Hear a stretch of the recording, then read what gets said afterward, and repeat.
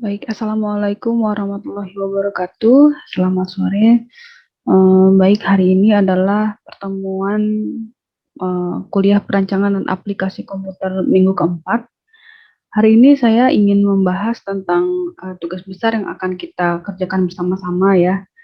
Jadi waktu minggu kemarin itu ada banyak pertanyaan dari mahasiswa, dari teman-teman sekalian yang menanyakan bahwa tentang ketidaksanggupan untuk melakukan tugas besar ini karena ada kekurangan dari kemampuan mengoperasikan struktural analisis program atau software yang akan kita gunakan. Baik, hari ini saya akan membahas tentang tugas itu ya. Nah, tugas besar ini adalah perlu diingat bahwa tugas besar ini adalah tugas besar yang kita lakukan bersama selama 1 semester. Jadi dari awal pertemuan pertama sampai pertemuan ke-16 itu adalah proses tahapan belajar tentang struktural analisis program atau yang digunakan untuk merancang struktur bangunan 5 lantai yang menjadi tugas besar kita. Nah, perancangan dan aplikasi komputer ini itu diawali mulai dari nol. Kita nggak apa ya namanya, mulai dari nol pengoperasian SAP. Jadi pertama instalasi sampai instalasi, kemudian kita pemodelan, pembebanan, analisis, sampai akhirnya kita mendapatkan struktur dimensi penampang yang digunakan untuk pembangunan sebagai acuan pembangunan struktur 5 lantai. Nah, outputnya adalah berupa laporan dan gambar serta detail yang akan saya bahas dalam presentasi hari ini. Baik, sebelumnya kita harus tahu dulu ya jadwal yang akan kita jalani. Nah, mungkin ini mulai dulu dari jadwal. Sebentar ya, saya mau pakai pointer. Ya, jadi jadwal perancangan dan aplikasi komputer ini dimulai dari kuliah kita tanggal 22 Maret sampai tanggal 11 Juli. Nah, jadi sebenarnya kuliah perancangan dan aplikasi komputer ini adalah offline. Ya, online maksudnya. Nah, untuk semester 4 berdasarkan dari surat edaran kita mendapatkan kesempatan untuk bertemu dari tanggal 29 sampai tanggal 5 Juni 2021 yang saya tandai di sini. Nah, yang merah-merah ini adalah hari libur. Saya harap sih sebenarnya meskipun hari libur kita bisa masuk gitu. Tapi sepertinya untuk Lebaran mungkin sepertinya tidak bisa ya, karena ada cuti bersama. Saya tinggal di Bandung, saya tinggal di Padang. Mungkin untuk bolak-balik Padang Bukit Tinggi di tanggal-tanggal ini akan sulit ya, karena mungkin akan macet di jalan.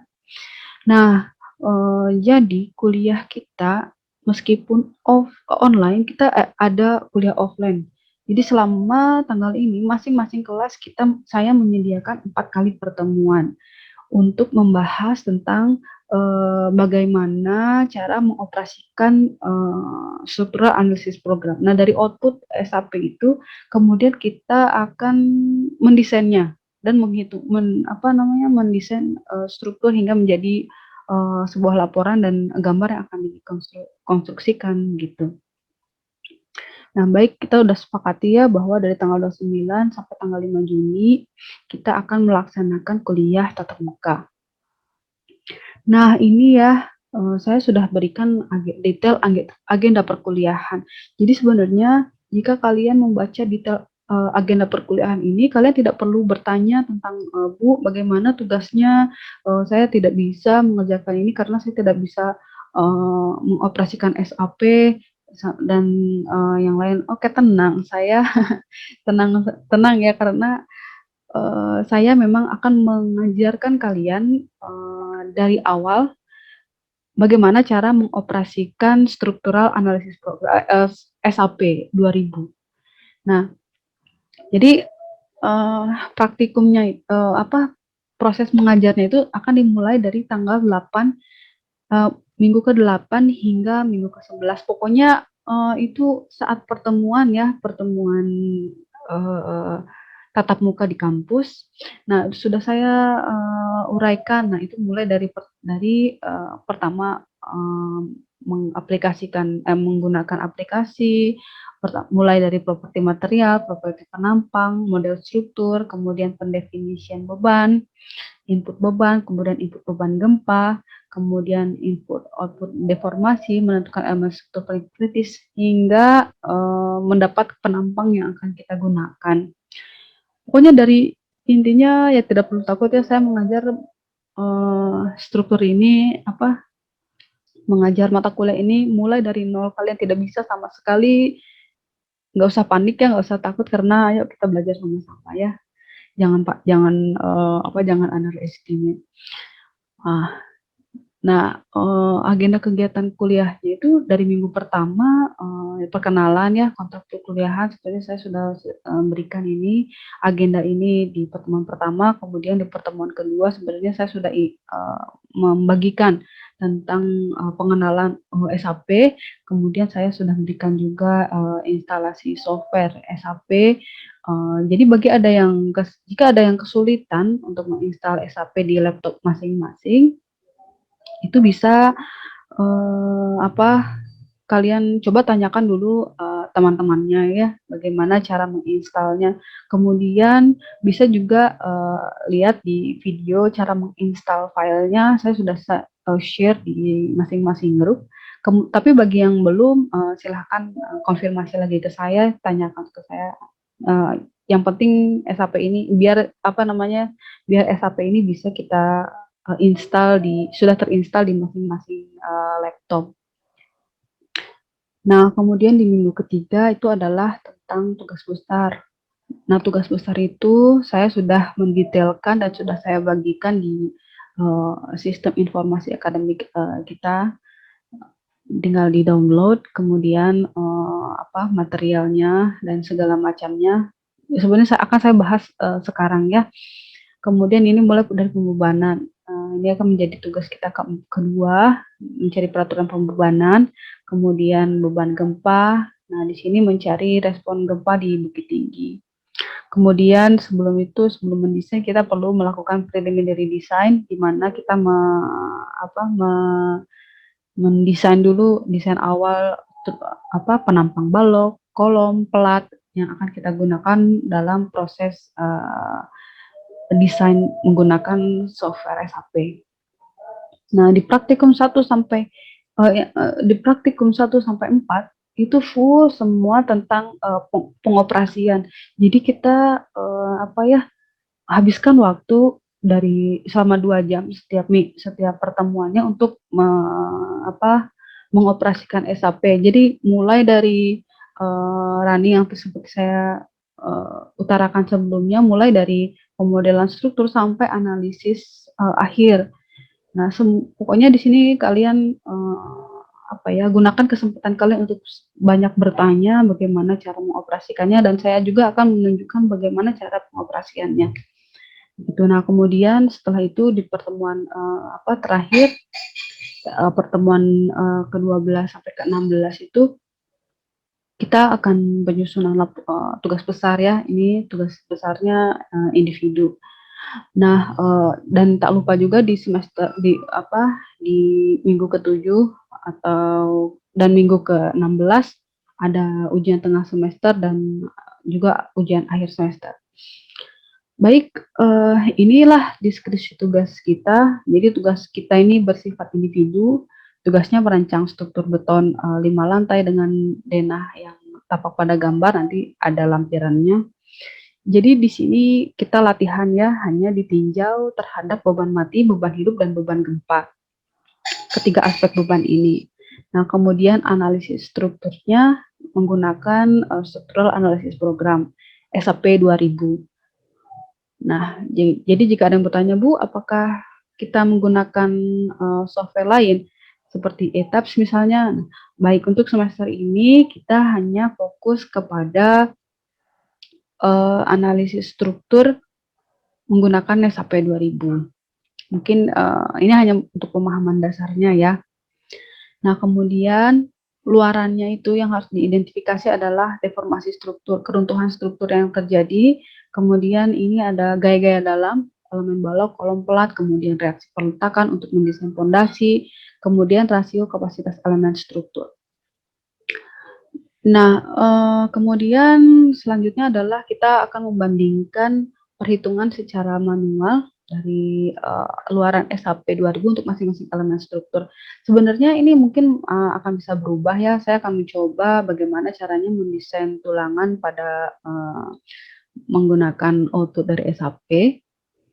Tapi ini akan kita diskusikan kemudian. Nah, kemudian membuat laporan. Jadi laporan itu dibuat dalam bahasa Indonesia dan yang dilengkapi dengan gambar struktur menggunakan software AutoCAD.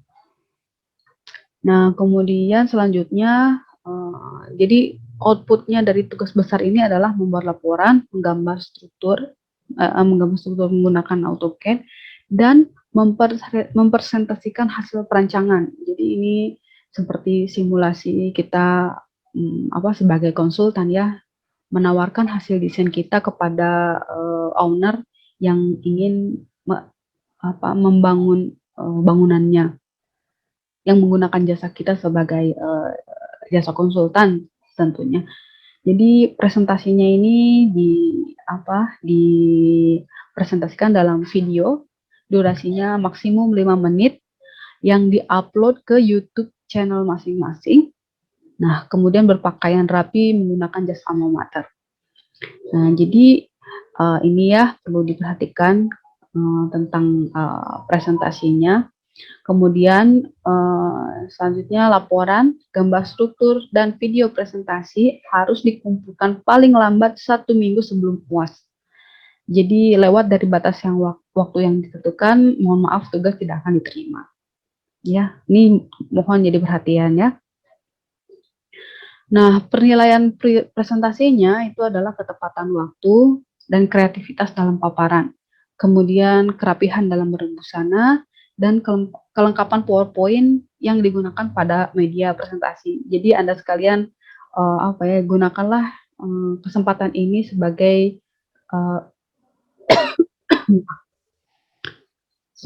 ajang untuk latihan sebelum menghadapi sidang skripsi di tingkat akhir nanti ya. Nah, kemudian spesifikasi bahannya menggunakan struktur beton dengan kuat tekan FACC 25 megapascal. Mutu bajanya untuk diameter di bawah 10 mm, menggunakan mutu 240 MPa dan di atas 10 mm menggunakan 400 megapascal. Nah, ini sistematika penulisan laporan. Jadi laporannya terdiri dari 5 bab. Bab 1 pendahuluan, bab 3 metodologi, bab 2 metodologi.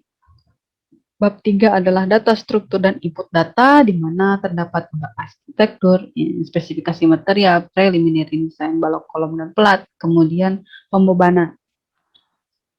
Nah, di bab 4 adalah interpretasi luaran software. Jadi setelah kita menganalisa, kemudian desain dimasukkan ke dalam bab 4 ini.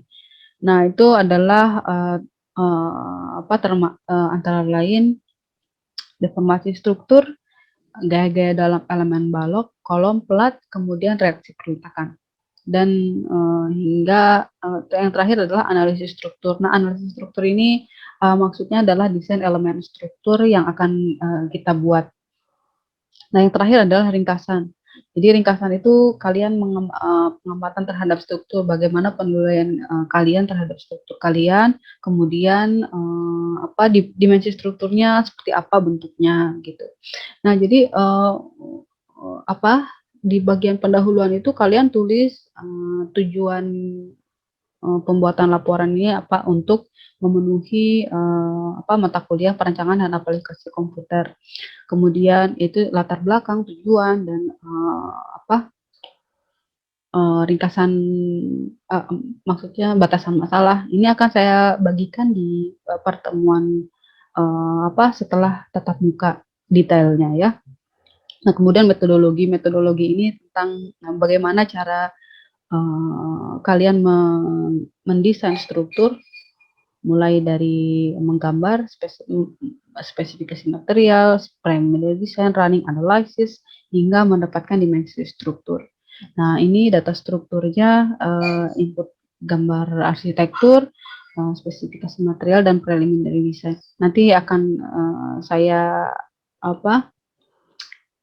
bagikan, di minggu terakhir, di minggu, setelah tatap muka. Nah, ini adalah,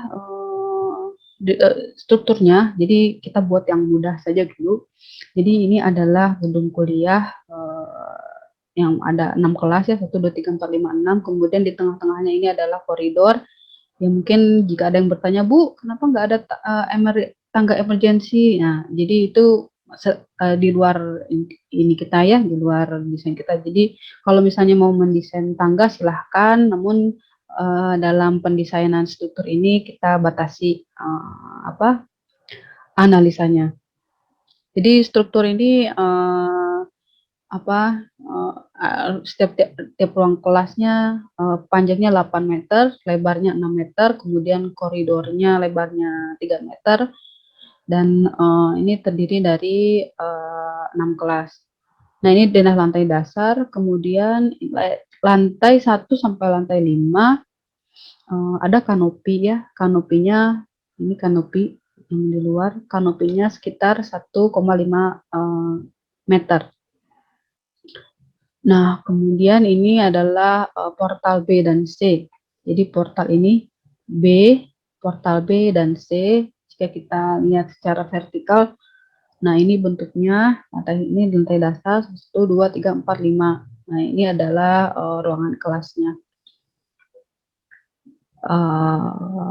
Kemudian ini adalah portal A dan D. A dan D adalah, jendela ya, bagian sisi jendela. Kemudian ini adalah portal 2 dan 3. Nah, ini portal 2, portal 2 dan portal 3. Nah, kemudian, ya portal 2 dan 3. Oh iya, saya lupa, portalnya, setiap lantai ini tingginya 4 meter ya. Nah, baik. Kemudian ini adalah portal 1 dan portal 5. Jadi portal 1 dan portal 5 itu nih. Ini adalah portal 1 dan maksudnya portal 1 dan portal 4. Ini ya. Nah, ini gate-nya, dinding dan pintu. Ini nanti kita, akan modelkan beban, dindingnya ya. Nah, baik, itulah tadi, pembahasan tentang tugas besar, kemudian ini kita masuk ke tugas 2 ya. Tugas 2 perancangan dan aplikasi komputer adalah, 1, mencari pembebanan Indonesia terbaru, karena ini pembebanan ini akan kita gunakan untuk, pemodelan struktur ya. Jadi, saya harap, Anda sekalian mencari peraturan pembebanan Indonesia terbaru, kemudian definisikan juga beban apa saja yang bekerja pada struktur gedung.